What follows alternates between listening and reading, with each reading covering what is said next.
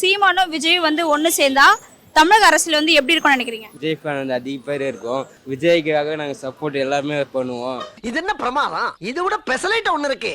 உயிரை கூட விடுவோம் விஜய்க்காக.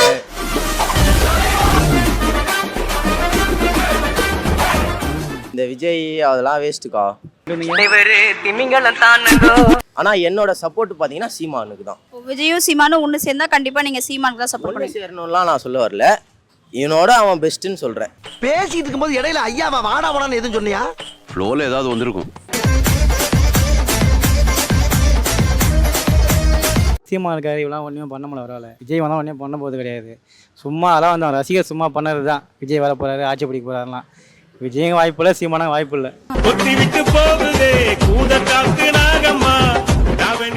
ஆனால் சீமான் சொல்கிற போல ஒன்றுமே எதுவும் நடக்க போகிறது இல்லை. அவர் சொல்கிறதெல்லாம் சும்மா அதெல்லாம் பேச்சு தான்.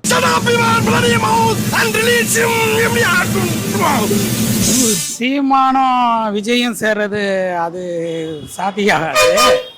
ஆனால் விஜயகாந்த் மாதிரி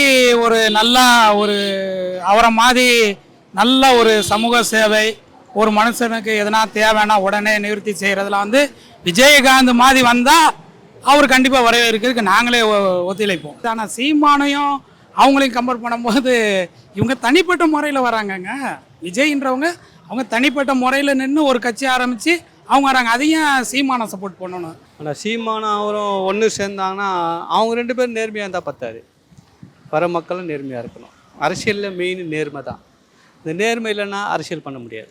அதனால் விஜய் வந்தாலும் சரி, சீமான் ஒன்று சேர்ந்தாலும் சரி, யார் வந்தாலும் மக்களை வந்து நல்ல வழியில் நடத்தணும், மக்கள் தேவைகளை சந்திக்கணும். அந்த தலைவர் தான் நம்ம நாட்டுக்கு தேவை.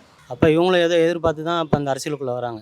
மக்களுக்கு வந்து இதெல்லாம் பண்ணணும் அப்படின்னா நீங்கள் எந்தெந்த விஷயங்களை சொல்லுவீங்க? ஃபர்ஸ்ட் ஆஃப் ஆல் கேர்ள்ஸ் சேஃப்டிக்கு இந்த ஆல்கஹால்லாம் கொஞ்சம் கம்மி பண்ணால் நல்லாயிருக்கும். மது கடையை முக்கியமாக மூடணும். நிறையா கஞ்சாவில் இப்போ நிறையா ஆகிட்டாங்க இளைஞர்கள். அதில் வந்து மக்களை, இந்த இளைஞர்களை வெளியில் கொண்டு வரணும். இந்த கஞ்சா, சரக்கு, ஊசி அதெல்லாம் கொஞ்சம் தடை பண்ணி படிக்கிறவங்களுக்கு கொஞ்சம் மோட்டிவேட் பண்ணாங்கன்னா நல்லாயிருக்கும். இப்போ எங்களை போல் டிரைவர்லாம் பெட்ரோல் விலை கம்மி பண்ணணும், டீசல் விலை கம்மி பண்ணணும். மக்களுக்கு எல்லாமே இலவச மருத்துவம் கொடுக்கணும். அது போல் தான் முக்கியமான விஷயம். முதல்ல சுகாதாரம், மருத்துவம், கல்வி, இது முக்கியமாக அவசியம். கண்டிப்பாக இது தேவை.